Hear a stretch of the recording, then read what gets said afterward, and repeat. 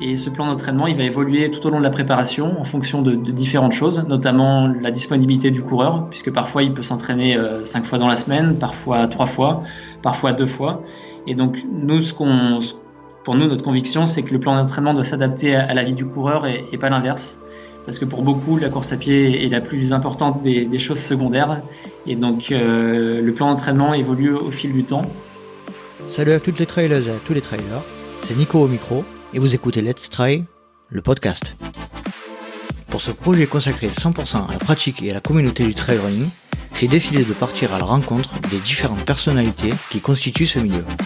Trailers inconnus, organisateurs de courses, athlètes de très haut niveau ou encore figures médiatiques, je souhaite vous faire bénéficier de leur expérience à travers un entretien au format long qui me permettra de vous faire découvrir plusieurs aspects de mes invités et ainsi connaître leurs histoires, leurs peurs, leurs motivations et leurs petits secrets. Pour constituer une réelle communauté autour de ce projet, chers auditeurs, je vous demande de participer à votre manière en notant avec 5 étoiles et en mettant un petit commentaire sur Apple Podcast ou en vous inscrivant à la newsletter mensuelle. Et passons maintenant à la présentation de l'invité du jour.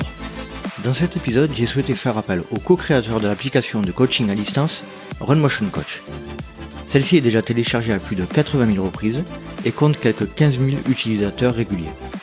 Nous allons évoquer avec mon invité son parcours de vie, sa relation familiale avec son frère jumeau, Guillaume, co-créateur de l'application, sa vision et ses premiers pas de trail, mais aussi la reprise après une blessure ou un arrêt prolongé, et enfin, les principes de fonctionnement de cette application.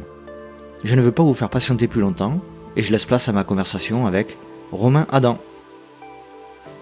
Aujourd'hui, je suis avec Romain Adam. Romain, salut, je te souhaite la bienvenue dans le podcast. Bonjour Nico. Alors j'espère que tu vas bien. Déjà dans un premier temps, nous sommes toujours en période de confinement liée au coronavirus. Est-ce que tu pourrais nous parler un peu de ta situation liée à cette pandémie ? Alors moi pour ma part, je suis situé à côté du lac du Bourget, en Savoie. Donc la situation pourrait être pire, en tout cas au niveau de la situation géographique. Alors bien sûr, il y a toujours les contraintes liées, en tout cas aujourd'hui au 30 avril, date d'enregistrement. On est encore soumis à ce fameux 1 km. Et puis ce qui peut y avoir un peu frustrant à côté, c'est qu'il y a un superbe lac et puis des superbes montagnes, mais on n'est pas autorisé à y aller. Donc voilà, on prend son mal en patience et puis on regarde quand même la nature de loin, la voir évoluer avec le printemps et c'est vraiment, ma foi, c'est un cadre très agréable. D'accord. Est-ce que tu peux te présenter en quelques mots, s'il te plaît, Romain ? Je suis Romain Adam, j'ai 30 ans, je suis basé donc en Savoie et pour moi la course à pied c'est une véritable passion. J'ai démarré la course à pied avec mon frère Guillaume en école d'athlétisme, pas loin d'ici, en Haute-Savoie. Et puis petit à petit, j'ai eu l'envie de faire de la route avec plusieurs marathons aujourd'hui à mon actif. Et puis depuis 4-5 ans sur le trail. Et donc pour moi la passion, pour moi le running, c'est une passion très importante. Et c'est ça aussi qui m'a emmené avec mon frère Guillaume à créer une application mobile de coaching en course à pied qui s'appelle RunMotion Coach. D'accord, on en reparlera plus précisément tout à l'heure. Est-ce que tu peux nous décrire un petit peu ta situation où tu as grandi pendant ton enfance, etc. Est-ce que tu peux nous en parler ? Oui. Donc avec Guillaume, on est originaire à côté d'Annemasse, en fait, en Haute-Savoie. Je précise que Guillaume est ton frère jumeau. Exactement, on est des frères jumeaux, peut-être qu'on en reviendra après plus tard dans l'épisode. On est donc originaire de Haute-Savoie, côté d'Annemasse, pas très loin des montagnes. Et donc depuis tout petit, on est habitué à randonner. Pour ceux qui connaissent la région, autour du Maule, autour du Salève, mais aussi pas très loin du Mont Blanc. Et quand on était petit, on allait beaucoup avec notre grand-père randonner sur les chemins autour du Mont Blanc. Donc en anecdote que je peux raconter, avec Guillaume, quand on était à l'âge de 7 ans, on avait fait le refuge de Tétrousse sur le chemin du Mont Blanc. Et c'est ça qui nous a donné l'envie de faire le plus possible de montagne et de s'évader, aller parfois aux champignons et puis s'approcher des sommets. Et je crois que cette passion-là, elle nous a un petit peu quittés pendant quelques années à l'adolescence et puis après pendant les études. Et puis on a eu cette envie de revenir près de nos racines. Et je crois que cette passion-là, elle est importante pour nous. Elle est vraiment ancrée dans notre pratique et dans notre vie. Est-ce que tu peux nous parler un petit peu justement de ta formation, de tes études notamment ? Pour ma part, j'ai fait des études en finance, en économie à Lyon et puis un petit peu en Angleterre dans le cadre d'échanges académiques. Euh, pour moi, alors, ça peut paraître bizarre comme ça, mais en 2008, c'était la crise économique qui était une autre crise, mais ce coup-ci, c'était la crise de la dette. Et c'était quelque chose qui était passionnant pour moi, pas tant par la situation, qui était forcément dramatique, mais permettait de bien comprendre le fonctionnement de l'économie, puis de voir un petit peu les forces et les faiblesses du modèle qui existait et puis qui prévaut encore aujourd'hui. Et donc moi j'ai toujours été très intéressé par cette partie-là de compréhension du monde économique qui m'a emmené ensuite par à la suite de mes études dans le domaine bancaire pour le financement d'entreprises, donc que ce soit des entreprises PME ou ETI, et puis un peu plus tard dans le financement de start-up. Des entreprises un peu inhabituelles avec des enjeux de croissance très importants et des besoins de financement qui sont un peu différents des entreprises traditionnelles. Des business angels, en fait, c'était un peu ça? Moi, je travaille dans une banque et quand on est comment start-upper, on a besoin d'avoir des business angels, donc des fonds propres, mais aussi on peut avoir accès à des prêts bancaires. Et donc moi, j'étais dans ce côté-là de prêts bancaires pour financer ces projets. Et puis, j'ai également été directeur d'un accélérateur de start-up basé à côté de Chambéry. Et donc, ça me permettait d'accompagner ces projets avec des projets dans tout un tas d'activités. Il y avait des gens dans l'énergie solaire, des gens dans l'industrie, d'autres dans des chaussures de sport, par exemple. Et donc, les accompagner, ça m'a permis aussi de me donner le virus de l'entrepreneuriat. Et c'est comme ça, au fur et à mesure, que j'ai eu aussi envie d'entreprendre et si possible autour de ma passion qui est la course à pied. D'accord. Donc une formation plutôt éco et investissement, quoi. Exactement. D'accord. On y reviendra tout à l'heure. Est-ce que tu peux nous parler de ton historique sportif? Donc tu disais tout à l'heure que tu avais fait pas mal de rando, mais est-ce que tu peux nous parler un petit peu des premiers temps de l'enfance jusqu'à l'adolescence et puis jusqu'à maintenant, un peu de ton évolution par rapport au sport? Avec Guillaume, on faisait beaucoup de cross scolaire quand on avait 9 ans, 9-10 ans. C'est comme ça qu'on a eu envie de se mettre à la course à pied. Tout simplement, quand on est enfant, et quand on est sur les podiums, ça motive. Et donc, c'est un petit peu comme ça qu'on a mis le pied à l'étrier sur les crosses et puis sur l'athlétisme. Et en fait, on a fait une course pas très loin d'Annemasse, à Genève, qui s'appelle la course de l'escalade. Donc, on l'a fait depuis chaque année, depuis 1999. C'est une course qui est la plus grande course de Suisse. C'est plus de 30 000 personnes qui participent maintenant sur 2 jours. Et il y avait une concurrence très forte chez les enfants, et donc ça permettait de se mesurer un petit peu à l'élite régionale. Et au fur et à mesure, on s'est pris au jeu et on a eu envie de franchir les étapes une à une. Et donc c'est passé par l'école d'athlétisme à Annemasse, et principalement sur la piste, parce que quand on est jeune, en tout cas à cette époque, quand on démarrait la course à pied, c'était important de passer par la piste. Et donc avec Guillaume, on a franchi les étapes une à une sur 800 mètres, sur 1500 mètres. Guillaume est allé jusqu'à l'équipe de France d'athlétisme sur 1500 mètres, avec un chrono de 3,38. Et moi, pour ma part, j'avais un niveau plutôt national, on va dire.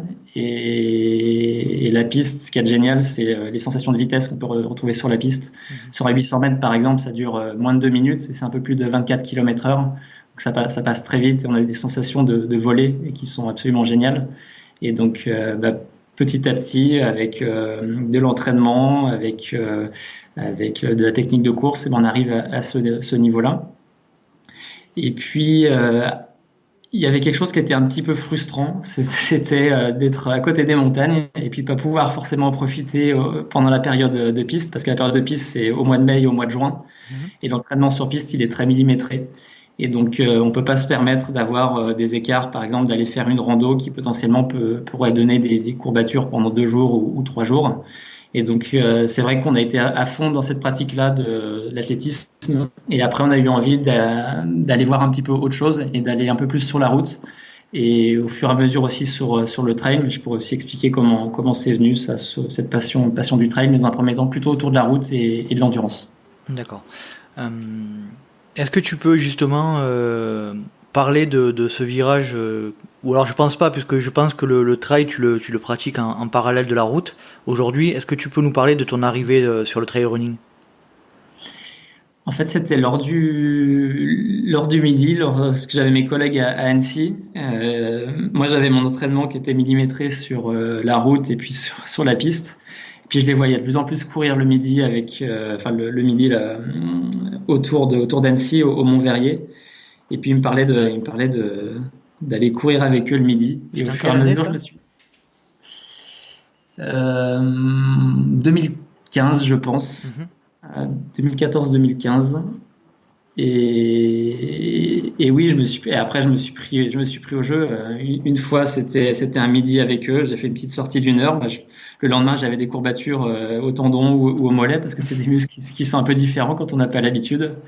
Et ça m'a permis, d'une certaine manière, de découvrir une nouvelle discipline et puis d'avoir envie de progresser de manière très importante sur trail.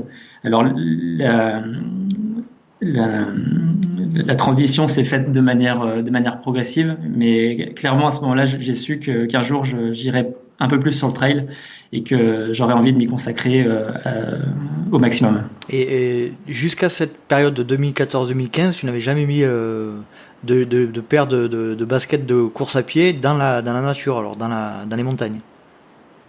Dans la montagne, non. C'était surtout dans les forêts, Mhm. dans la forêt, oui, beaucoup. J'adorais, j'ai toujours aimé courir dans la nature, mais je m'interdisais un petit peu cet aspect montagne, même si quand on fait de la route et de la piste, on fait aussi des côtes courtes, parce que c'est important pour la musculation et pour travailler la technique de course. Mhm. J'avais jamais fait des sorties très importantes, sauf peut-être l'été. En courant un peu autour du Salève ou autour du Maule, qui sont des montagnes avec pas forcément énormément de dénivelé, mais déjà 800 mètres de dénivelé positif à faire. Et donc oui, c'était déjà à ce moment-là l'occasion de tester. Mais plus goûter que vraiment penser à faire des courses ou des choses comme ça. Et donc, est-ce que tu peux nous parler un petit peu de ta première course et de tes premiers pas dans cette communauté que tu connaissais pas? Donc c'est la première course que j'ai faite, c'est avec François, un collègue qui m'avait initié justement un midi. Et il m'a emmené vers une course à côté d'Albertville, qui était une course non chronométrée. Et donc pour moi, c'était C'est parfait. C'était déjà un l'occasion de. concept quand tu viens de la piste et de la route. C'est ça. C'est ça. C'était 20 kilomètres. Et là, j'avais pas ma montre. Je l'ai suivi. J'ai fait les ravitaillements, etc., avec les raisins secs. J'ai trouvé ça vraiment sympa. Et puis à la fin, ben, il y avait pas de podium, rien. Il y avait à manger. J'ai adoré cet état d'esprit. Et c'est comme ça que je me suis dit que j'aurais envie de faire plus de trail. Et ce format-là de 20 km, je l'avais trouvé sympa parce que moi, il me permet de m'exprimer parce que alors je l'avais fait, je pense à peu près aux alentours de 2 heures, mais je savais que ce genre de format-là pourrait bien me convenir pour à la fois allier mes qualités de vitesse et puis mes qualités d'endurance. Et qu'est-ce que tu as retrouvé dans la communauté ce jour-là que tu n'avais pas ou que tu n'aimais pas dans la piste et sur la route? Je dirais que l'ambiance, elle peut être assez similaire à l'ambiance qu'on retrouve dans des courses de village finalement. Et c'est beaucoup de convivialité, pas de pression au départ.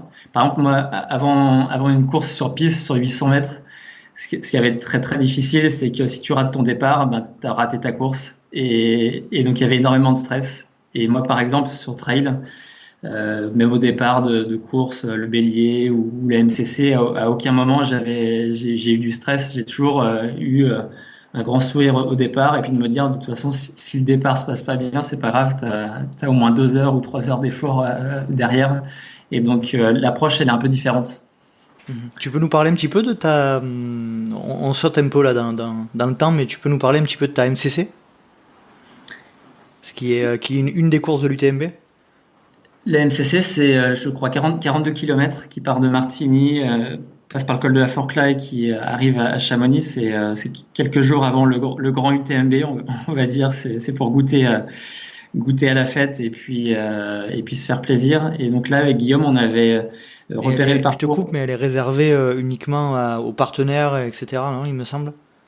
Elle est réservée aux partenaires, mais aussi aux locaux, Mhm. aux gens de Savoie, en Italie, enfin, Vallée d'Aoste, et puis également du Valais. D'accord. Donc, je crois qu'il y a quand même 1500 ou 2000 personnes, mais essentiellement des locaux et des partenaires, c'est vrai. Mhm.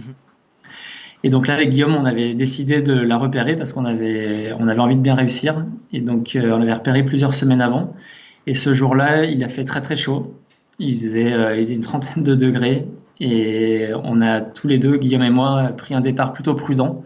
Donc c'était très très raide le début de Martigny jusqu'au col de la Forclaz. Donc moi je suis pas spécialement très très bon en montée quand ça monte très raide. Je préfère quand ça redevient un peu plus vallonné et que ça s'aplatit un peu.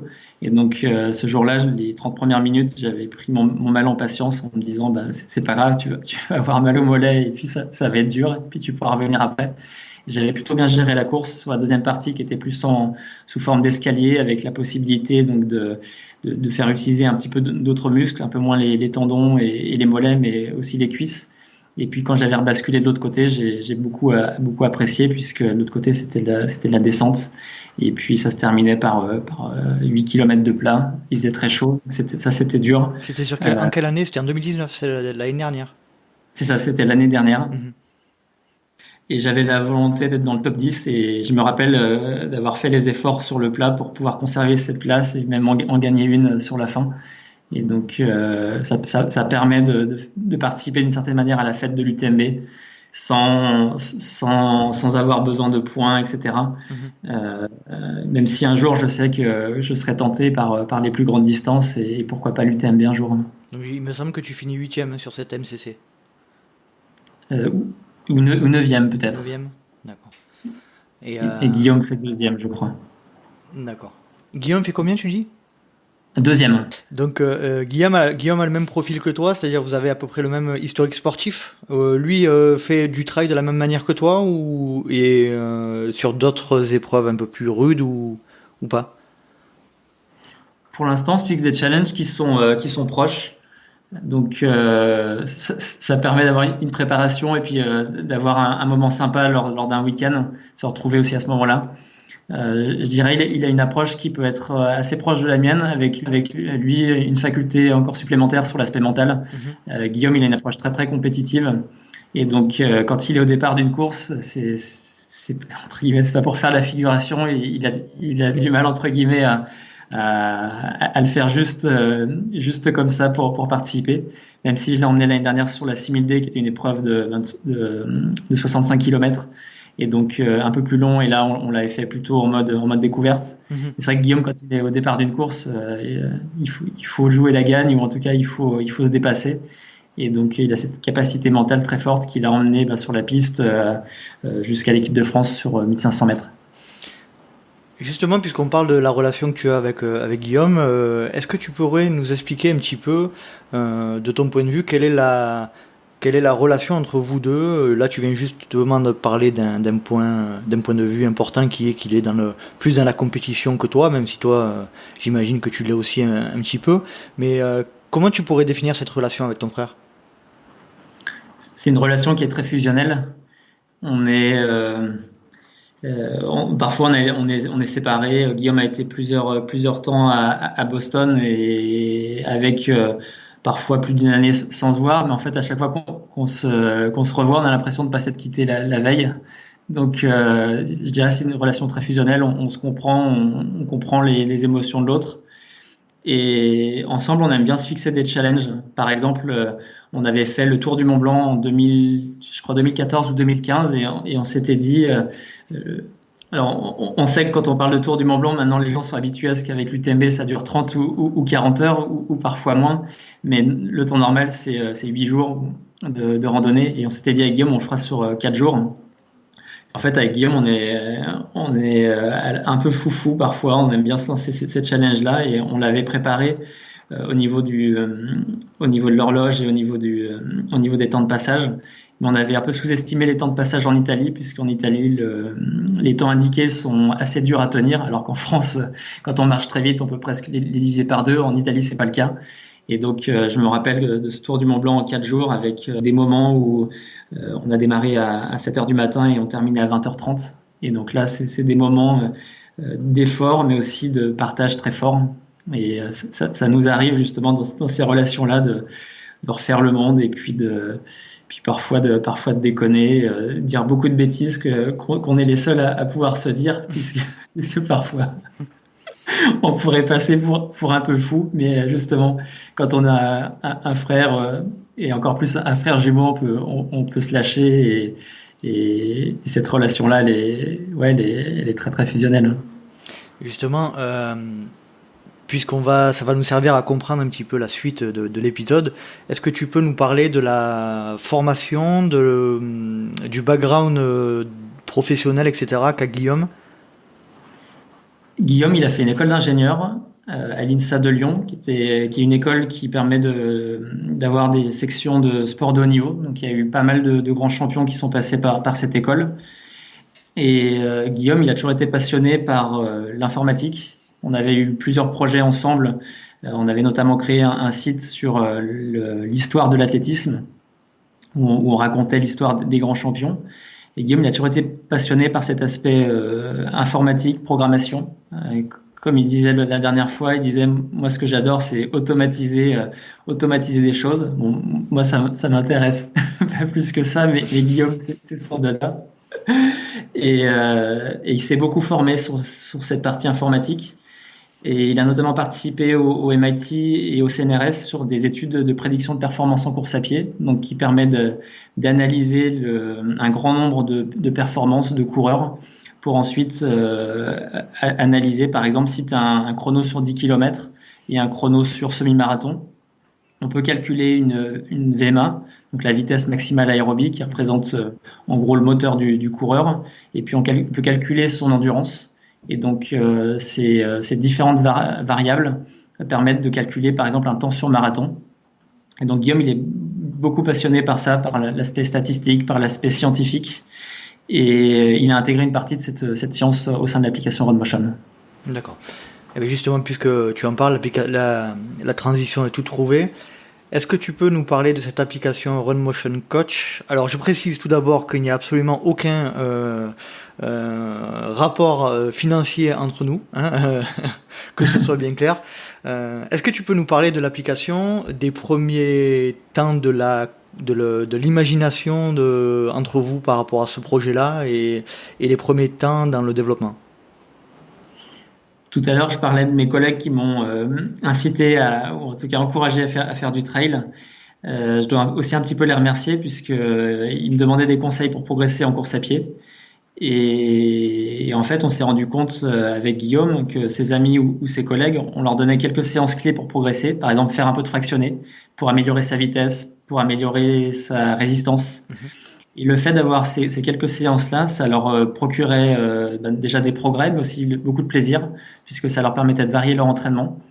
Et donc à ce moment-là, Guillaume qui était à Boston et moi à Annecy, on avait de plus en plus de proches et de collègues qui nous demandaient ces conseils-là. Et on s'est dit, il y a une certaine similitude. Les gens ont besoin d'un plan d'entraînement pour progresser, ou tout simplement atteindre leur objectif, même finir un premier marathon, finir un 40 km en trail, ça nécessite un entraînement qui est adapté. Et puis c'est pas parce qu'ils avaient ce plan d'entraînement que pour autant ils le suivaient. Alors ils avaient besoin du coup soit de coups de fil de notre part, soit d'échanges par WhatsApp. Et c'est comme ça qu'on a eu l'envie de créer une application qui intègre le meilleur des plans d'entraînement, mais aussi ses interactions avec un coach digital. Et donc, c'est comme ça qu'on a eu l'envie de créer RunMotion Coach. Et puis, c'est aussi la collaboration avec mon ancien coach, Paul, avec qui j'interagissais beaucoup Messenger. Et c'est comme ça qu'on a eu l'idée de créer ce coach de poche, ce coach digital avec qui on interagit et qui nous donne des conseils tout au long de notre préparation. Est-ce que tu peux nous parler de la période de lancement du projet? C'est plutôt toi qui étais leader, ton frère? Comment ça s'est passé? C'est Guillaume qui était leader sur le projet, puisqu'il était à temps plein sur le développement de RunMotion Coach. C'est beaucoup de programmation au début, c'est beaucoup... C'est lui qui a codé? C'est Guillaume qui a codé les algorithmes sur la partie donc plan d'entraînement, sur la partie également définition des allures, ainsi que la définition des dialogues. On l'a créé en commun, également avec Paul, mais c'est Guillaume qui l'a codé derrière. Et on a développé une partie de l'application également avec une agence de développement mobile qui est basée à Chambéry, parce que pour nous, c'est important de travailler avec des acteurs locaux. Et donc, on a créé cette application en octobre 2018 sur iPhone, puis en avril 2019 sur Android, puisqu'on a fait le choix d'avoir un développement qualitatif sur les deux plateformes. Et donc ça prend beaucoup de temps, mais c'est qu'une partie de l'entreprise, le développement de l'application. Après, il y a tout un aspect de communication, de marketing, également de financement, parce qu'il faut pouvoir financer tout ça. Une application mobile, c'est un peu plus de 100 000 euros d'investissement. C'est quelque chose qu'on n'imagine pas forcément, et plus complexe que créer un site internet. Donc c'est pour ça qu'on a fait aussi appel à des compétences externes. Et puis dans le développement de l'entreprise, c'est également des ressources humaines, puisque c'est important de s'entourer des bonnes personnes. Donc le développement d'une entreprise, c'est un challenge passionnant au quotidien. Et on peut retrouver un petit peu les similitudes avec le sport, puisqu'en fait on a un plan de développement de l'entreprise, c'est un petit peu comme le plan d'entraînement. Il faut pouvoir le suivre. Et il y a des jours où tout va bien, il y a beaucoup de jours avec des hauts, il y a parfois des jours avec des bas. Et donc il faut pouvoir analyser l'évolution et faire en sorte de maximiser les chances de réussite et d'atteindre l'objectif. Est-ce que tu peux nous parler en quelques mots du principe de fonctionnement de l'application, pour que ce soit plus clair, parce que je pense qu'il y a beaucoup de gens qui ne la connaissent pas. D'ailleurs, moi, je ne la connaissais pas il y a encore 2 semaines. Alors, à vrai dire, je m'y suis mis, j'ai commencé à l'utiliser, je trouve ça plutôt sympa. Est-ce que tu peux nous parler du principe de fonctionnement ? Donc, RunMotion Coach, c'est une application qu'on télécharge sur iPhone ou sur Android. Quand on télécharge l'application, on rencontre son coach digital, un petit peu comme on aurait finalement avec un nouveau coach qu'on rencontre. Il nous demande des informations sur notre pratique, notre expérience, pourquoi on court et quels sont nos objectifs. Donc ça peut être un objectif de bien-être ou un objectif de compétition. Ensuite, une fois que j'ai rentré cet objectif, j'ai un plan d'entraînement qui est détaillé et qui m'emmène jusqu'au jour de l'objectif. Et ce plan d'entraînement, il va évoluer tout au long de la préparation en fonction de différentes choses, notamment la disponibilité du coureur, puisque parfois il peut s'entraîner 5 fois dans la semaine, parfois 3 fois, parfois 2 fois. Et donc pour nous, notre conviction, c'est que le plan d'entraînement doit s'adapter à la vie du coureur et pas l'inverse. Parce que pour beaucoup, la course à pied est la plus importante des choses secondaires. Et donc, le plan d'entraînement évolue au fil du temps. Et il est à la fois adapté pour les trailers et pour les coureurs sur route. Et peut-être que je peux ajouter là-dessus, c'est pour la partie entraînement. Et puis, il y a l'interaction avec un coach digital. Je ne sais pas si tu as vu, Nico, avec la possibilité de choisir un coach autoritaire, oui, un coach philosophe ou un coach positif. Alors, moi, j'ai choisi le coach positif. Donc c'est Joy. Alors la coach positive. Il y a tout un tas de conseils et de messages de motivation en fait qui sont autour de ces trois personnalités, puisqu'il y a des personnes qui ont besoin d'être bougées. Donc quelqu'un qui a besoin d'un coach autoritaire, il choisira le coach Philippe. Coach positif, c'est le coach Joy, et puis le coach philosophe, c'est Socrate. Donc, avec ses 864 ans de sagesse, il nous donne tout un tas de citations pour se motiver au quotidien. Et donc, cette interaction-là, elle plaît beaucoup, puisque la course à pied, c'est à la fois des aspects techniques pour progresser, mais c'est aussi de la motivation. Et donc, aussi en cette période, je dirais, de confinement, c'est presque un compagnon. Alors, il ne doit pas remplacer des compagnons physiques, mais en tout cas, il peut contribuer au bien-être et à l'épanouissement des personnes. Ôte-moi un doute, mais vous êtes les premiers à lancer ce type d'application ou pas ? Il y a d'autres applications qui existent sur le coaching, avec des plans d'entraînement qui existent. Alors, qui sont plus ou moins bien aboutis. Souvent, il y a une bonne qualité de plan d'entraînement. Nous, on a essayé d'aller encore plus loin sur cet aspect-là avec beaucoup d'aspects scientifiques.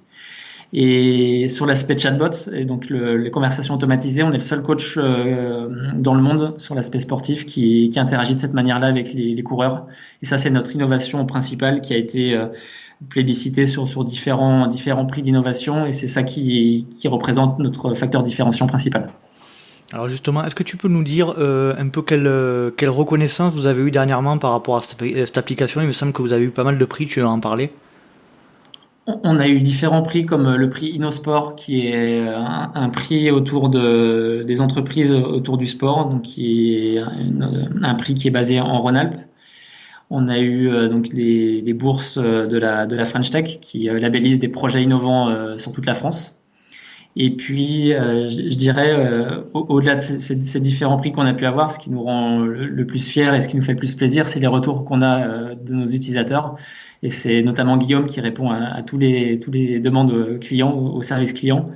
Et c'est ça qui nous rend heureux, en fait. Et c'est ça qui nous fait dire qu'on est sur le bon chemin. Et si on a créé Run Motion Coach, c'est notamment pour participer à l'épanouissement des personnes. C'est en quelque sorte l'occasion de rendre ce que la course à pied nous a apporté, c'est-à-dire plein de passion et plein de bonheur. Et donc c'est ça aujourd'hui qui nous rend très fiers et on espère que ça puisse plaire au plus grand nombre. Et c'est pour ça aussi que j'interviens aujourd'hui sur le podcast aussi pour faire parler de Run Motion, et on espère que ça pourra être utile au plus grand nombre. Est-ce que tu peux évoquer sur quelle base scientifique et entre guillemets concrète vous vous êtes établi pour effectuer notamment les différents programmes et les algorithmes? Tout à l'heure, j'expliquais un petit peu la partie donc scientifique sur l'aspect prédiction de performance en course à pied. Donc Guillaume, il a développé ce modèle-là au MIT avec plusieurs collègues. C'est des travaux de recherche qui ont été publiés dans différentes revues scientifiques et qui sont en passe aussi d'être publiés dans les plus grandes revues scientifiques en ce moment. Et donc cet aspect-là permet d'avoir des allures d'entraînement qui sont très très très très précises et qui permettent d'emmener la personne d'un instant T jusqu'à son objectif. Et je vais prendre un exemple alors qui parlera peut-être un peu moins au trailer, mais je vais prendre l'exemple du marathon. Il y a beaucoup de plans d'entraînement qui prennent en compte un pourcentage fixe de VMA. Par exemple, les gens estiment que la science dit c'est 75% de la VMA qui doit être courue sur marathon. Or, c'est pas vrai. C'est le cas pour certaines personnes, par exemple, qui vont faire 3h30 au marathon, mais des gens qui vont courir en 4 heures, ce sera peut-être 60% de la VMA. Et quelqu'un qui va courir en 2h15, par exemple, ce sera plutôt 80 ou 85% de sa VMA, ou 90 même parfois. Et donc, ce qu'on a intégré dans cette application, c'est qu'elle permet d'être précise pour l'ensemble des coureurs de niveau débutant à confirmé.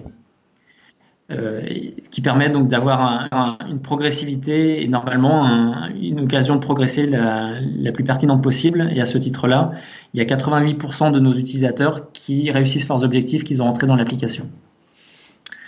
Alors avec peut-être une limite, je vais quand même donner une limite. C'est effectivement pour les athlètes qui sont, on va dire, à très haut niveau ou à haut niveau, ça remplacera jamais complètement un regard extérieur avec un coach qui va peut-être regarder des choses très très précises avec des adaptations en fonction du ressenti du coureur. Mais on va dire pour déjà 90% des coureurs, ça peut représenter une solution intéressante de coaching. Est-ce que vous connaissez la proportion d'utilisateurs de coureurs sur route ou sur piste et de trailers? Donc sur piste, on fait pas puisque c'est trop spécifique. Sur route, c'est 60% sur route et c'est 40% sur trail. D'accord. Ce qui fait qu'aujourd'hui, on a j'ai envie de dire presque une surreprésentation du nombre de trailers, puisque alors il faudra regarder les dernières études, mais je crois qu'on est plutôt sur 70-30 en termes de proportion du nombre de coureurs sur route et de coureurs sur trail. Donc on a un peu plus de gens sur trail, et c'est aussi lié au fait que les plans d'entraînement, on peut en trouver assez facilement sur le marathon, par exemple sur Internet ou sur des magazines, et que sur trail, il y en a, c'est vrai, qui existent, mais c'est un peu plus difficile d'accès. Et les conseils sont peut-être un peu plus spécifiques, et donc on peut les retrouver au sein de l'application, et c'est pour ça qu'on a un peu plus de trailers que de routards en proportion par rapport au marché. Alors tu t'imagines bien que je vais pas te laisser partir sans te poser des questions un peu dérangeantes, mais bon, ça va être gentil quand même. On s'imagine bien que ce programme, cette application puisse fonctionner de manière optimale pour les coureurs sur route, mais on a du mal à percevoir que ça puisse fonctionner de manière très très précise pour des trailers, et notamment en ce qui concerne les dénivelés, les typologies de courses, et étant donné que le trail est soumis à différentes conditions, qu'est-ce que tu peux répondre par rapport à ça? Nos algorithmes sont en train d'évoluer. Chaque jour, on essaye de les faire évoluer. Donc, on va tendre de plus en plus à une hyper-personnalisation, même sur trail.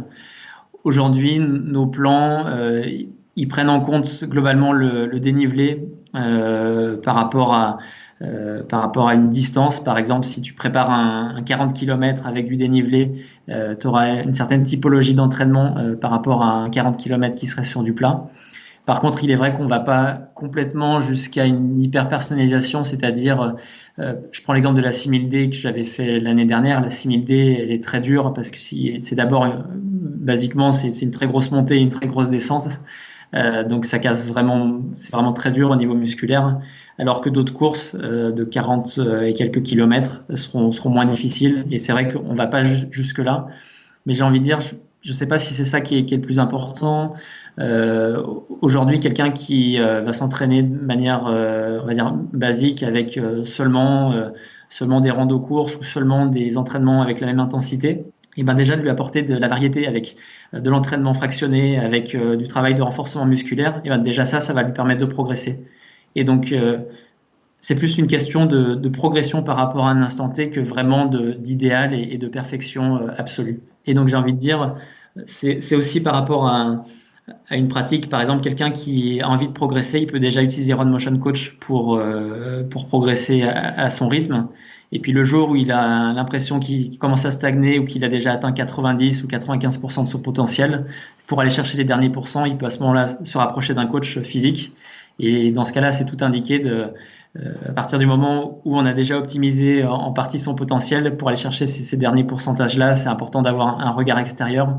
Et c'est en ça que les coachs physiques ne nous voient pas forcément comme des concurrents, puisque au début, la Fédération française d'athlétisme, quand on allait les voir, ils nous ont regardé un peu de haut en ayant un peu peur qu'on aille finalement manger ou cannibaliser leur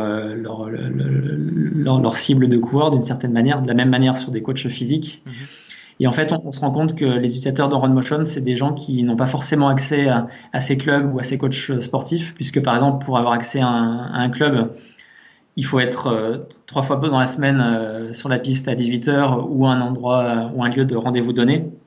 Et donc il y a une certaine contrainte qu'on n'a pas en fait avec l'application. Avec l'application, on peut aller s'entraîner quand on veut. Le coach, il me donne ma séance. Une fois qu'il m'a donné ma séance, je peux la faire le matin, le midi ou le soir. Et donc il y a une certaine liberté.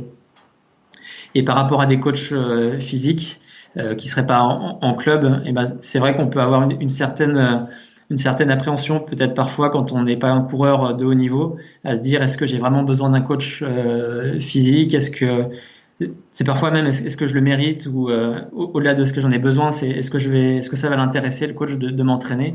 Et donc nous, notre volonté, c'est de démocratiser l'accès au coaching sportif et l'accès au coaching en course à pied au plus grand nombre. Et donc en ça, on participe à cette démocratisation du coaching, et plus il y aura des gens qui seront préparés, qui utiliseront des systèmes ou des services différents, et mieux ils seront préparés aux courses, plus ils seront satisfaits le jour de la course, et moins ils auront de risque de blessure. Et donc on participe pleinement à ça. Moi, je te confirme, pour parler un petit peu personnellement, je rentre pile poil dans la catégorie dont tu viens de parler, c'est-à-dire des gens qui auraient besoin. Alors c'est vrai qu'on a tous pris des plans d'entraînement dans des livres, dans les magazines, etc., essayer de les suivre un maximum pour répondre à certains objectifs. Mais moi, je rentre complètement dans la catégorie des personnes qui aimeraient être accompagnées plus au jour le jour, avec un cadre, et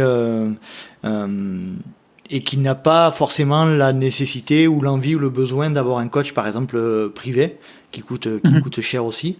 Et c'est vrai que je rentre complètement dans la catégorie des personnes dont tu parles.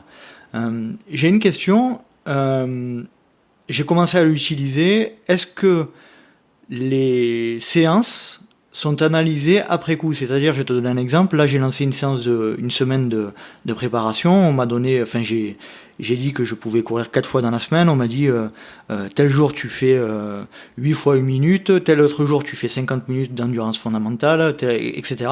Est-ce que parce que je tiens à préciser aussi que sur cette application, il y a un lien entre les différentes applications comme Strava ou les marques de montres comme Suunto et Garmin. Est-ce que les retours qui sont faits des séances sont analysés par l'application après coup ou pas?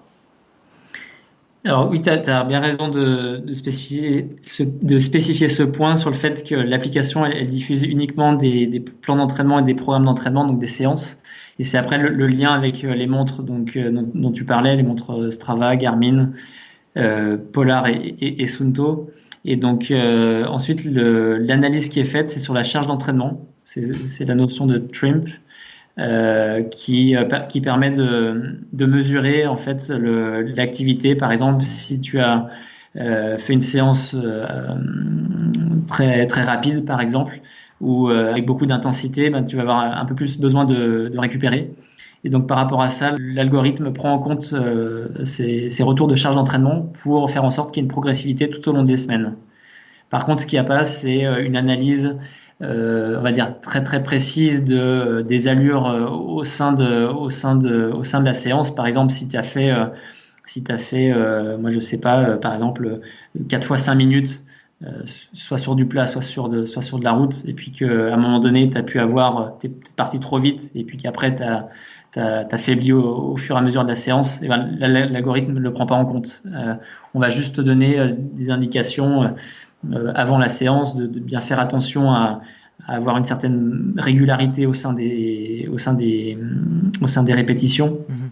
Par contre, l'algorithme ne détecte pas si tu as démarré, je vais prendre l'exemple de 10 fois 400 mètres par exemple, si tu as démarré tes 5 premiers en 1:30 et puis que finalement tu as 1:30 et qu'après tu as affaibli en 1:40 sur les 5 derniers, l'application et l'algorithme ne va pas pouvoir le prendre en compte parce que ça nécessite une analyse qui est très poussée. Mmh. Mais c'est possible qu'un jour on puisse le prendre en compte, mais aujourd'hui c'est pas le cas. Aujourd'hui, c'est principalement la charge d'entraînement qui est prise en compte via la synchronisation avec les montres. Et ça permet aussi aux coureurs de visualiser chaque semaine sa charge d'entraînement et ses progrès en termes à la fois de kilométrage, de dénivelé positif, mais aussi de cette charge d'entraînement. D'accord. Qu'est-ce qui a été le plus compliqué dans l'élaboration de ce projet jusqu'à présent pour toi, si tu devais ressortir qu'un élément? Je crois que ce qui est compliqué, c'est justement la partie, l'aspect technique de l'application. En fait, quand on a créé l'application, on a imaginé plein de choses, et puis après on a imaginé encore plus de choses. Et aujourd'hui, on a envie de faire plein de choses. On a envie d'aller dans plein de directions différentes. Et une fois que l'application elle est sortie, après c'est plus difficile déjà de changer certains paramètres. Et en fait c'est ça qui est très difficile. Je comprends. C'est l'aspect. Tu peux pas le scaler quoi. C'est dur à faire évoluer. C'est l'évolution que tu peux mettre dedans quoi. Ouais, c'est ça. Et en fait, on peut très bien imaginer plein de choses. Par exemple, ce que j'ai expliqué juste avant, c'est que j'aurais envie de mettre plus d'analyse, mais en fait, ça prend du temps et ça devient très complexe. Et par exemple, on aimerait aussi rajouter un peu de gamification au sein de l'application. Donc, c'est-à-dire décrocher des badges ou des choses comme ça. Par exemple, quand tu as fait ton premier 40 km ou ton premier 10 km, etc.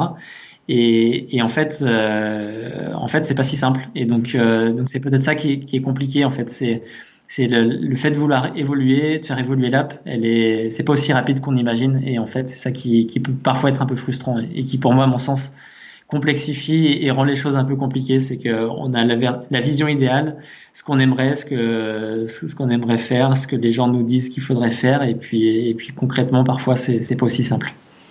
Et où vous voyez dans 10 ans avec cette application? Nous, notre volonté, c'est de contribuer au maximum à l'épanouissement des personnes par la course à pied et par le trail. Et on a une ambition, alors sans parler de 10 ans, j'avoue qu'à 10 ans, c'est parfois pas évident de se projeter, mais en tout cas, notre objectif à 2024, c'est d'être le premier coach. En tout cas, 2024, notre vision stratégique, c'est d'être le premier coach digital en Europe.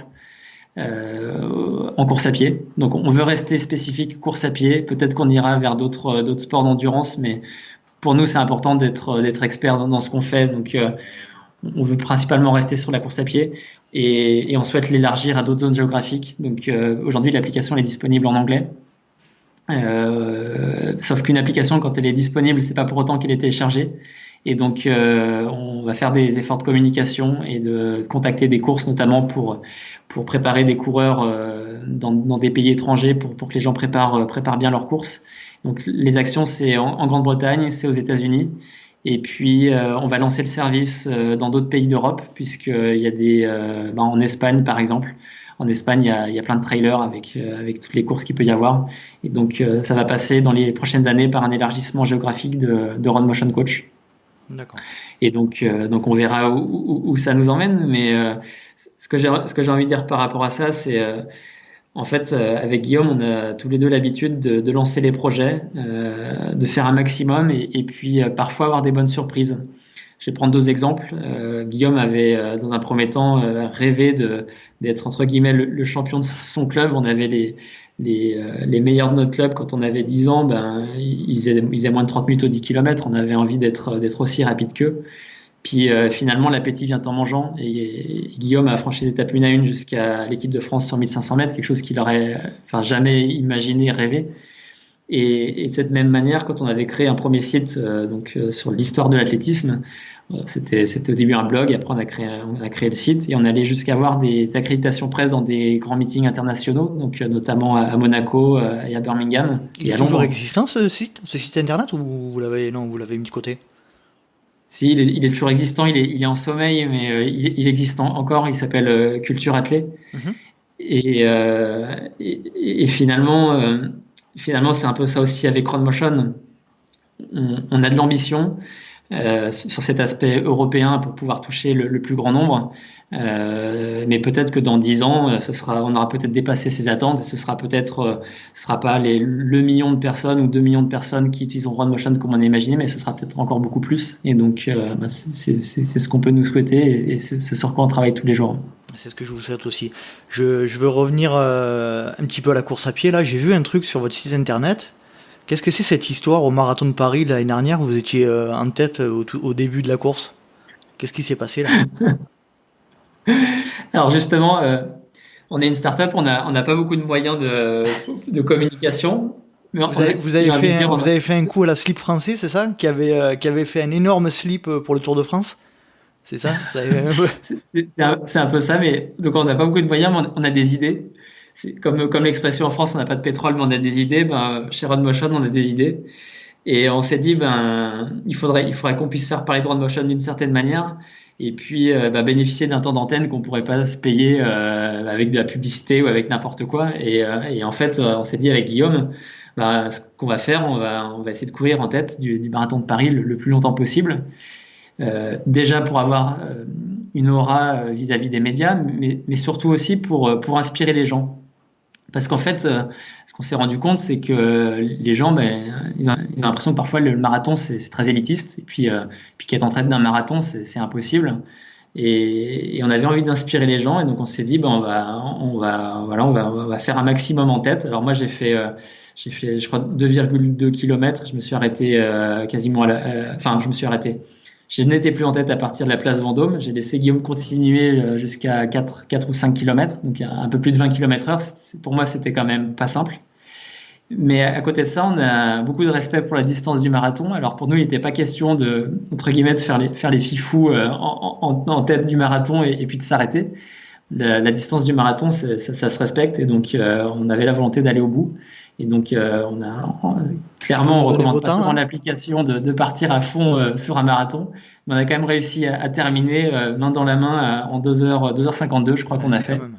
Et donc clairement, c'était très très très très dur les derniers kilomètres, mais le sentiment d'être en tête sur les Champs-Élysées, c'était vraiment incroyable. Et ça a eu quoi comme effet, comme retour par rapport à votre projet? À court terme, pas forcément beaucoup de téléchargements, mais en tout cas en termes de notoriété, les gens ont entendu parler de Run Motion. Et puis, ce qui nous a fait plaisir, c'est qu'on a eu finalement très très peu de commentaires négatifs. Et c'était notre communauté qui nous défendait le mieux d'une certaine manière, parce que des gens ont pu à un moment donné émettre certaines critiques sur le fait d'être en tête, etc. Mais nous, on n'a pas gêné la course. Je veux dire, on a les coureurs kenyans qui ont terminé en 2h08, ils ont fait leur boulot comme d'habitude. Et puis les gens ont beaucoup apprécié le fait qu'on ait terminé ce marathon et voilà, enfin en toute modestie, on a quand même été au bout en moins de 3 heures et ça c'était un petit peu la caution aussi qui nous permettait de nous autoriser à de la crédibilité, crédibilité sportive, à faire plaisir avant. De la crédibilité sportive. C'est ça. Et voilà. Et puis Guillaume, avec Guillaume, on a toujours plein d'idées. Alors, on va pas forcément toutes les dire là maintenant, mais Guillaume aurait dû participer au marathon de Londres là, qui a été reporté. Alors, on espère qu'il aura quand même lieu au mois d'octobre, on verra bien. Et là, il va courir en costume pour battre le record du monde en costard du marathon. Je crois que c'est 2h41 ou 2h42 son record du monde. Donc Guillaume a un peu de marge avec son record en 2h26, mais pas tant. Il faudra quand même il n'a pas fait un costume. Faire. Il n'avait pas fait un costume. Non, il l'avait fait normalement. Et donc, ça participe un peu au folklore parce qu'à Londres, il y a beaucoup de records du monde en déguisement avec les Guinness World Records. Et c'est l'occasion pour OneMotion aussi de faire parler du sport en entreprise parce que nous, on a vocation aussi à participer à des programmes de sport en entreprise. En tout cas, on aimerait le faire le plus possible. Et puis, c'est aussi l'occasion de parler d'une association puisque Guillaume souhaite courir pour une association qui s'appelle Basket au pied, qui représente bien niveau symbolique avec le costume, mais avec la possibilité de courir en basket. Donc avec un contraste important. Et c'est une association qui permet aux enfants hospitalisés de s'évader avec des casques de réalité virtuelle pour entre guillemets, alors c'est pour s'imprégner d'environnement naturel au sein de l'hôpital grâce à ces casques de réalité virtuelle. Et donc on trouve le clin d'œil sympa et c'est une association qui est à côté d'Annecy et donc on souhaite aussi la soutenir comme ça. Bon, juste pour info, je t'ai laissé parler pour que tu en parles et tu en as très bien parlé.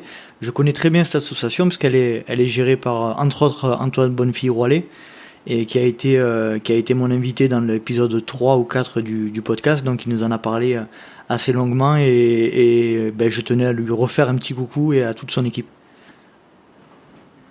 Super. Et puis c'est vrai que le digital, alors il y a les pour et il y a les contre, mais moi je trouve que c'est absolument fabuleux de permettre aux enfants de s'évader comme ça. Et tous les gens qui ont pu passer des moments un peu difficiles en termes de santé, etc., ils se rendent compte de toute l'importance que ça a de pouvoir s'évader et faire un tour en nature. Et alors ça remplace pas forcément complètement l'immersion dans une forêt, mais je pense que les enfants ils apprécient beaucoup ce genre d'action. Donc nous on souhaite mettre modestement un peu de lumière aussi autour de cette association. Comment vous ressentez la communauté trail running envers vous aujourd'hui ? C'est une très bonne question. Elle est défiante, elle est plutôt favorable à ce que vous proposez ? En fait, quand je dis c'est une très bonne question, nous en fait avec Guillaume, on n'a pas l'habitude de segmenter entre. Pour nous, un coureur, c'est un coureur. On n'a pas l'habitude de segmenter course route ou trail. Et donc aujourd'hui, les retours qu'on a, ils sont globalement très très positifs. Et on a des gens qui préparent, par exemple, qui devaient préparer le 90 km du Mont Blanc, qui trouvent beaucoup de plaisir, notamment des gens qui peuvent être en ville. Toute la population de gens qui sont à Lyon ou en tout cas dans des lieux urbains ou même en région parisienne, ils n'ont pas accès à la montagne ou en tout cas pas tous les jours. Et donc eux, ils ont besoin d'avoir des entraînements avec un peu de musculation spécifique, avec des côtes courtes, des choses comme ça. Et les retours qu'on a en tout cas des gens dans les lieux urbains, ils sont très très positifs. Et si je vais prendre un exemple finalement. Moi, j'ai un peu moins de retours parce que je suis pas au service client tous les jours comme Guillaume, mais j'ai quand même eu un exemple dernièrement d'un organisateur de course, puisqu'on travaille aussi un petit peu avec les organisateurs de course. Et l'organisateur de course qui est basé en Savoie m'a dit grâce à votre application, j'ai repris goût à la course à pied, j'ai repris goût au trail, puisque j'avais l'impression un petit peu de stagner et je perdais un petit peu de mon envie. Et j'ai retrouvé avec l'application une diversité de séances. Et il m'avait dit aussi, j'avais l'habitude de courir tout le temps trop vite. Typiquement, beaucoup de coureurs courent souvent à 70% de leur fréquence cardiaque ou 75% de leur fréquence cardiaque. Et il me dit, mais grâce à l'application, je me suis rendu compte que j'allais souvent trop vite dans mes footings. Et nous, on aime bien parler de ça, on aime bien parler de l'endurance fondamentale, ne pas dépasser les 60-65% de fréquence cardiaque. Et cet organisateur de course nous a dit, j'ai utilisé les Run Motion pendant plusieurs mois et ça m'a remis le pied à l'étrier. Et ça, c'est super. Quand on entend ça, on est ravis. C'est votre plus beau cadeau. Exactement. Vous êtes en temps complet sur cette application aujourd'hui, tous les deux? Oui, on est à temps complet. On a des salariés. On travaille aussi avec différents cœurs de métier, avec une agence de communication, par exemple. Vous avez combien de salariés? Excuse-moi, je te coupe. On est 4 personnes à temps plein aujourd'hui. On est 4 personnes à temps plein et on travaille avec en gros une dizaine de personnes sur des sujets parfois spécifiques, par exemple sur la communication, sur Instagram par exemple. On travaille avec une personne sur la communication qui est basée sur Lyon en freelance, parce que moi je crois que de plus en plus, en tout cas quand on a une petite société, à la possibilité de trouver les compétences là où elles sont et que les gens peuvent avoir envie de travailler sur différents projets en même temps. Et donc Dani, par exemple, avec qui on travaille sur la communication, sur Instagram, elle travaille sur différents projets. Donc pour nous, c'est important de travailler avec des gens qui ont envie. Et donc ça passe par des gens en interne. Et on a un plan de recrutement de 3 personnes là cet automne. On verra en fonction aussi de l'évolution du confinement, mais on a un plan de recrutement assez ambitieux. Et l'idée, c'est de développer une entreprise qui soit ancrée sur son territoire, donc nous ici en Savoie, et puis potentiellement aussi avec d'autres salariés dans d'autres régions de France. Et donc finalement, je dis ça comme ça, j'avais pas forcément prévu de donner ces messages-là, mais c'est vrai que de prendre un abonnement premium aussi chez RunMotion, c'est soutenir une entreprise française. Et nous, notre volonté, elle a toujours été, et elle est d'autant plus présente, c'est de développer l'activité économique dans nos régions. Et donc RunMotion travaille avec c'est 100% français, 100% ici. Et c'est ça aussi qui fait plaisir à des organisateurs de courses qui peuvent offrir RunMotion en tant que cadeau à leurs participants. Quand un organisateur de course fait ça, c'est aussi l'occasion pour elle de faire un cadeau local plutôt que d'acheter un t-shirt ou une médaille en Chine ou dans des endroits où on ne sait pas forcément trop où elles sont produites. Et puis au niveau écologique, on ne sait pas forcément trop si c'est respectueux. On se rend compte qu'il y a de plus en plus d'organisateurs de courses qui veulent offrir des cadeaux un peu différents, et RunMotion peut faire partie de ces cadeaux un peu différents. Très bien, très très bien. Un sujet à évoquer dont tu n'aurais pas encore parlé pour terminer sur le sujet de l'application? Non, je crois qu'on a bien fait le tour sur l'application, et merci. Je t'en prie, pas de problème. On va revenir un petit peu à l'aspect trail et course à pied. J'aurais 2-3 petites questions par rapport à cet aspect-là. Est-ce que tu peux m'évoquer ton pire souvenir en trail ou en course à pied? Un de mes pires souvenirs en course à pied, c'est à la 6000D sur je crois que c'est ça. C'est à la fois le pire, mais c'est aussi au niveau mental, c'est intéressant, mais je crois que c'était le pire parce que il a fait super froid l'année dernière. Il faisait 0 degré en haut, vers 2500 mètres. Je crois qu'on est monté jusqu'à 3000. Il faisait vraiment très très froid. C'était très très dur, je crois, pour tout le monde. Et puis au fur et à mesure, je me suis réchauffé. Je suis allé de plus en plus vite pour pouvoir me réchauffer parce qu'il faisait vraiment très froid. Et puis dans la dernière descente, qui est assez longue, je me suis dit allez, je pousse un peu.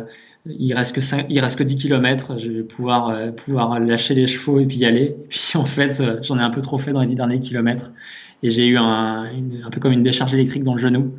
Et en fait, c'était un syndrome de l'essuie-glace et l'ostéo m'a dit que c'était très rare d'avoir un syndrome de l'essuie-glace comme ça d'un coup.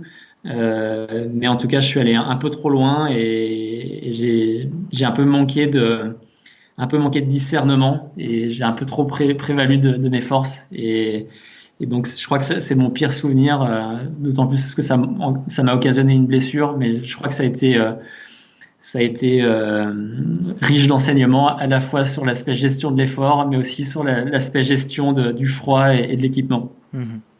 Alors moi, personnellement, je souffre aussi régulièrement du syndrome de l'essuie-glace, qui est latent chez moi, c'est juste horrible. Bref, meilleur souvenir de course. Meilleur souvenir de course, probablement l'arrivée du marathon de Lausanne en 2018. C'était mon premier marathon. Ouais. Et je peux dire que je revenais un peu de loin parce que l'année d'avant, j'ai eu des problèmes de santé et pendant plusieurs mois. Et quand j'ai redémarré la course à pied, je me suis fait un test sur 1000 mètres. J'ai couru à fond à 1000 mètres et j'ai couru en 3 minutes 40 au 1000 mètres. J'étais complètement exténué. C'était mon état de forme à ce moment-là. Et voilà. Et au niveau de la santé, c'était pas génial à ce moment-là.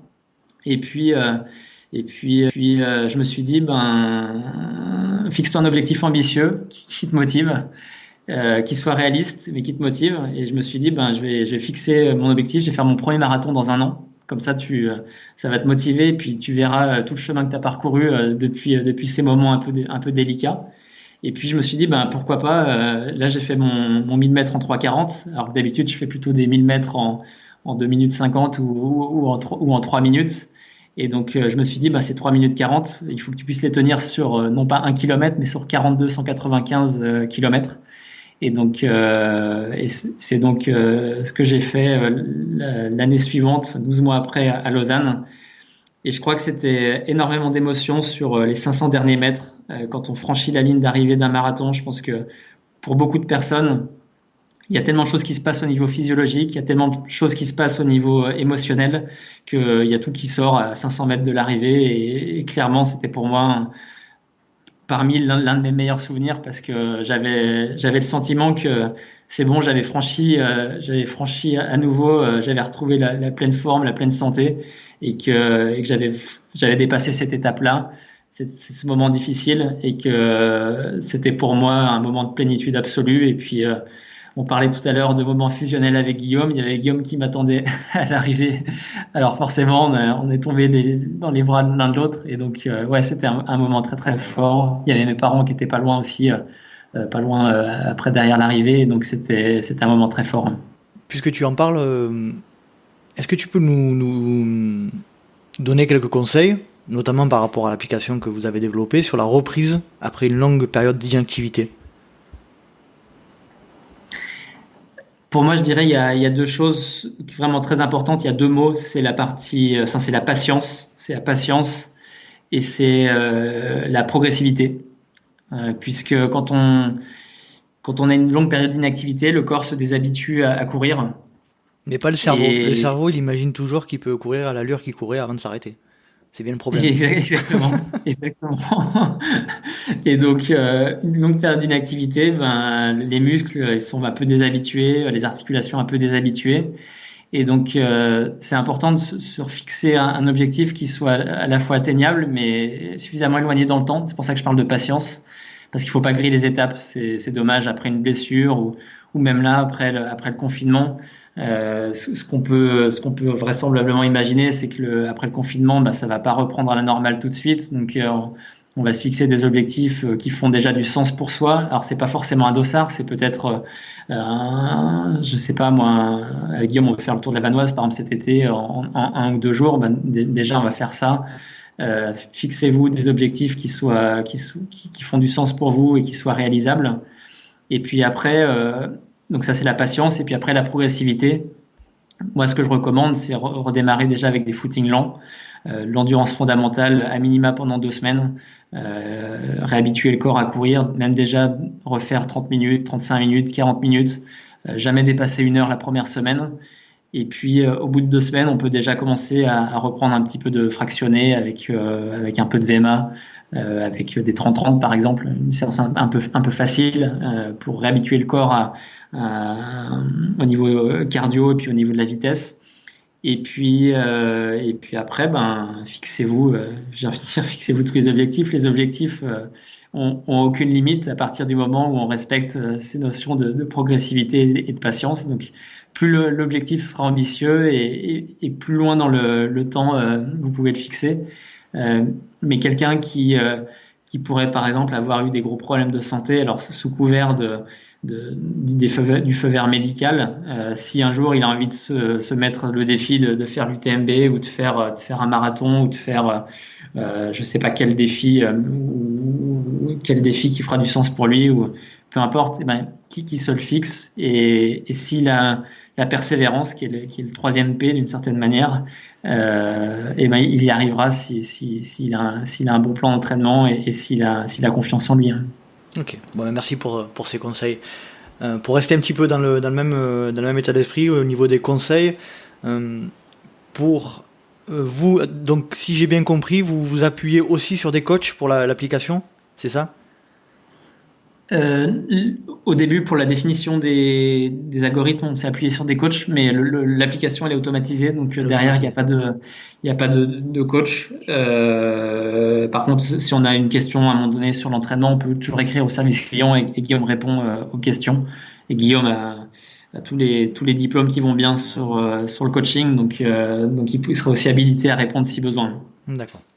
Ok, bon, on va gentiment arriver vers la fin de l'épisode. On arrive à la partie que j'appelle partie questions rapides du Let's Try podcast. Alors, je vais te poser quelques questions. Il faudrait répondre de manière rapide et sans argumentaire. Tu es prêt ? Ok. Plat favori après la course ? Bière. Boisson. Alors, plat favori, je t'ai dit. Plat. Toi, tu manges liquide, en fait. C'est ça, j'entends nourriture, j'associe les deux. Tartiflette. Ah oui, d'accord. Carrément, quoi. Directement après la course. On est en Haute-Savoie et la tartiflette, c'est ce qu'il y a de mieux. Puis c'est bourratif ou c'est nutritif. En tout cas, ça remet des calories, quoi. Une tartiflette, you trust. Boisson favorite. Exactement. Donc, tu as dit la bière ? Bière, ouais. Ok.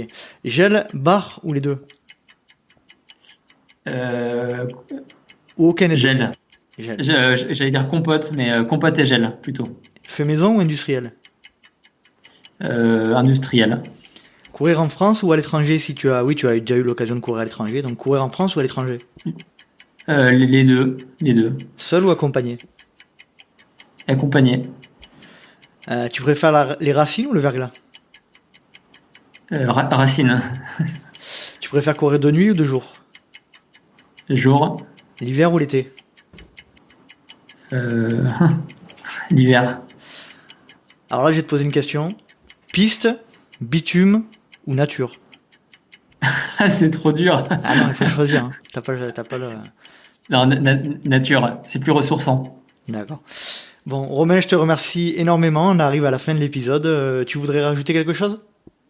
Non, mais tout simplement te remercier. Et puis, je sais que la période, elle est pas évidente pour tout le monde, que ce soit les coureurs ou même les organisateurs de course. Donc, que tous les auditeurs, je leur souhaite beaucoup de patience, beaucoup de positivité dans cette période. Et puis, tous ensemble, on sera plus fort à la fin de cette période. Donc, je croise les doigts pour tout le monde. Et puis, au plaisir de vous rencontrer un de ces quatre. Un super message. Et puis moi, en ce qui me concerne, je vous souhaite bonne continuation et que tous vos projets se réalisent.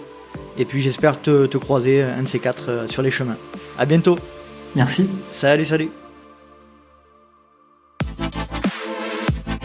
Et voilà, cet épisode est à présent terminé. J'espère que vous avez passé un agréable moment en compagnie de Romain Adam et je le remercie de nouveau d'avoir participé à un épisode du LTP.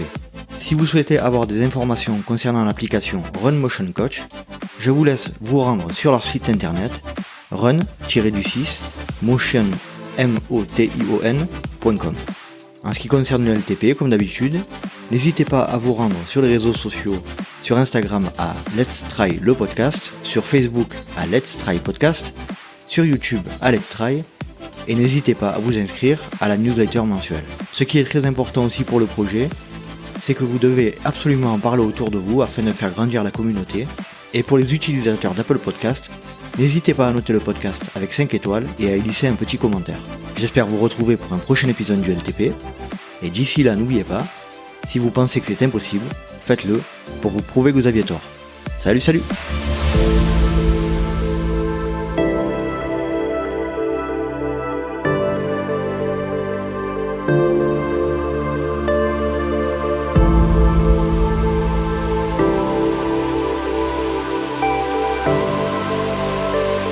Ciao.